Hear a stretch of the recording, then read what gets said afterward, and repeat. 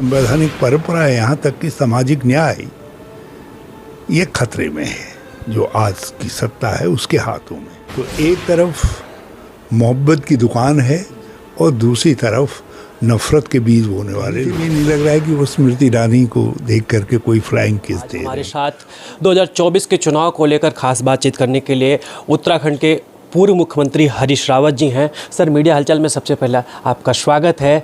क्या चल रहा है, जो सियासी उठापटक इस समय चल रही है, कैसे देख रहे हैं आप? इस सारे सियासी घटनाक्रम में एक बात निश्चित है कि वो सारी शक्तियां जो भारत के संविधान और संवैधानिक लोकतंत्र में यकीन रखती हैं, जो लोग गांधी, नेहरू, अंबेडकर के सिद्धांतों पर चलना चाहती हैं, जो सामाजिक न्याय के झंडे को ऊंचा रखना चाहती हैं, वो एकजुट हैं। क्योंकि वो ये महसूस कर रहे हैं कि संविधान और संवैधानिक संस्थाएं और संवैधानिक परंपरा, यहाँ तक कि सामाजिक न्याय ये खतरे में है। जो आज की सत्ता है उसके हाथों में। इसलिए सब ने एकजुट होकर के चुनाव लड़ने का निश्चय किया है। जबकि राजनीतिक भेद हैं सब में कंपटीशन हुई आपस में 26 में, लेकिन उन्होंने एक होने का फैसला किया है, ये समझ करके कि देश बड़ा है, संविधान बड़ा है, हमारी राजनीतिक महत्वाकांक्षाएं बड़ी नहीं हैं। तो एक तरफ वो गठबंधन है, दूसरी तरफ जो लोग समाज को बांटने की राजनीति करते हैं, ध्रुवीकरण की राजनीति करते हैं, जो केवल एक वर्ग विशेष के प्रति घृणा विद्वेष का प्रचार करके खड़ा होना चाहते हैं, अपनी राजनीति को बढ़ा रहे हैं, वो लोग हैं। तो एक तरफ मोहब्बत की दुकान है और दूसरी तरफ नफरत के बीज बोने वाले लोग हैं।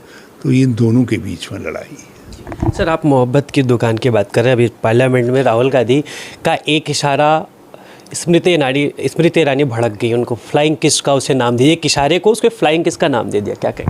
पहली बात तो ये है कि कहीं से भी नहीं लग रहा है कि वो स्मृति ईरानी को देख करके कोई फ्लाइंग किस दे रहे हैं।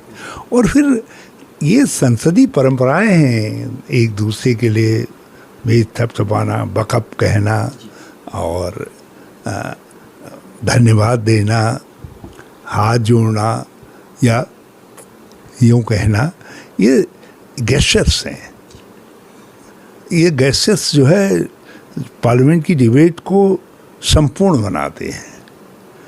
जब राहुल गांधी जी प्रधानमंत्री जी से अपने भाषण के बाद गले मिलने के लिए गए, वो एक स्वस्थ परंपरा थी जो बहुत सारी डेमोक्रेसीज के अंदर जब प्रमुख वक्ता एक दूसरे के खिलाफ बोलते हैं, एक दूसरी पार्टियों के खिलाफ बोलते हैं, तो उसके बाद जो है वो जताने के लिए आगे बढ़ कर के हाथ मिलाते हैं, ताकि ये रहे कि ऑल सेड एंड डन।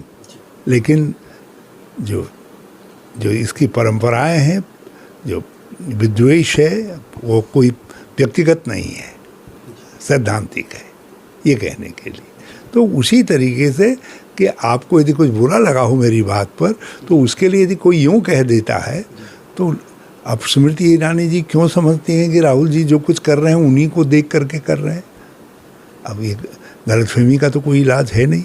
और फिर कहीं से भी नहीं दिखाई दे रहे हो ये करते हुए, किसी ने नहीं देखा। एक सिग्नेटरी हैं हेमा मालिनी जी, उन्होंने खुद ही कह दिया ऐसा, मैं तो कुछ नहीं देखा। सर, उस दिन राहुल गांधी जी के 45 मिनट के स्पीच में लगभग सिर्फ 15 मिनट उन्हें लोकसभा टीवी स्क्रीन पर दिखाया गया। उसके ये कैसी परंपरा है? वो तो 15 मिनट भी कहाँ दिखाया गया, उनको दिखाया नहीं गया। वर्चुअली जो है बहुत कम पासिंग तरीके से जो है ये हो रहा है। ये सारे विपक्ष के लोगों की तरफ हो रहा है। यदि सत्ता की तरफ से कोई बोल रहा है तो फोकस,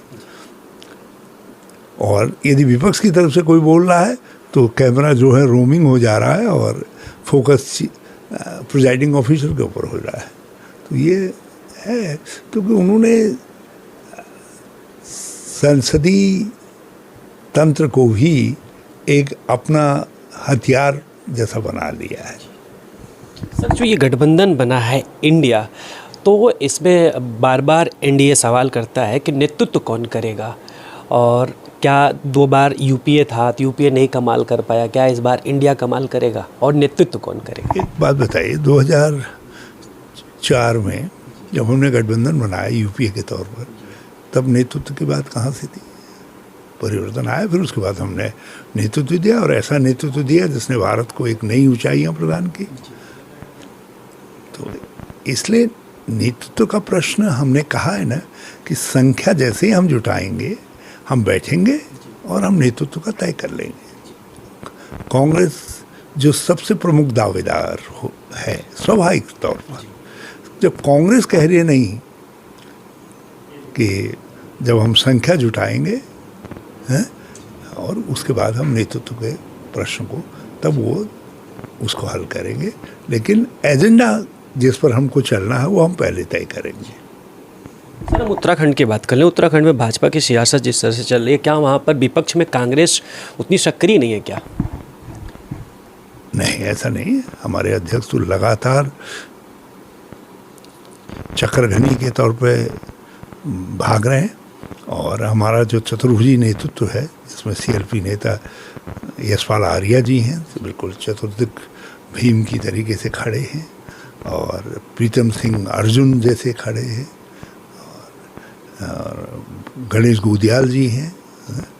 ये सब लोग जो हैं, हमारे पास एक चतुर्भुज नेतृत्व है, और वो नेतृत्व बहुत अच्छा काम कर रहा है। प्रदेश कांग्रेस कमेटी के अध्यक्ष उसके वो हैं, धुरी हैं, सीकारण मेहरा, बहुत अच्छी तरीके से काम कर रहे हैं।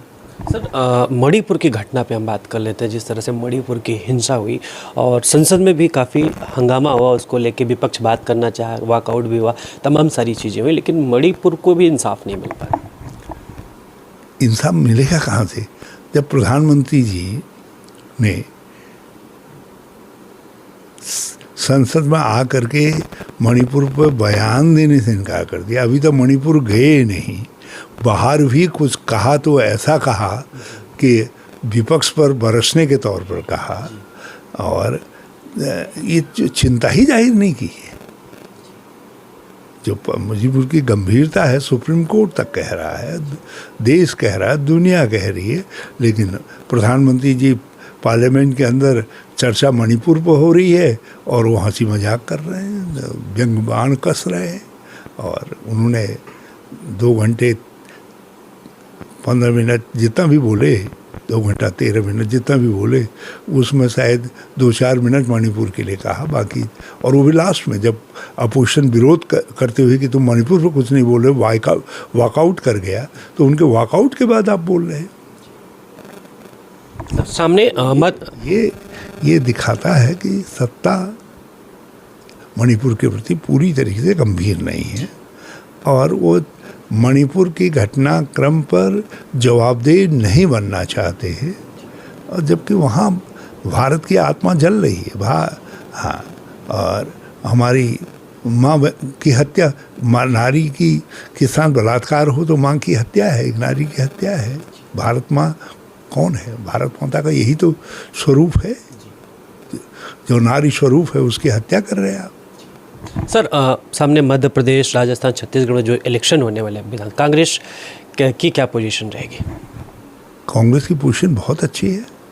हम यहाँ तक कि मध्य प्रदेश, छत्तीसगढ़, राजस्थान भी जीतेंगे, हम तेलंगाना जीतेंगे, और हम मणिपुर जीतेंगे। आप देख लीजिएगा, सब राज्यों में, 5 राज्यों में कांग्रेस जीतेगी। ये शुरुआत चक्र, समय का चक्र बदल गया है। हिमाचल से बदलाव शुरू हुआ है, और कर्नाटक ने उसको गति दी है। अब ये इसको और पंख लगाएंगे 5 राज्यों के चुनाव, और 2024 परिवर्तन का वर्ष सिद्ध होगा। सेमीफाइनल होगा ये, हाँ, ये सेमीफाइनल कह लीजिए, लेकिन ये परिवर्तन को पंख लगाएगा, और 2024 में परिवर्तन पूरी वेग से होगा, और जो है इंडिया जीतेगा। इसीलिए हमने कहा कि भारत जुड़ेगा, इंडिया जीतेगा। सर, एक लास्ट सवाल आपसे कर लेते हैं।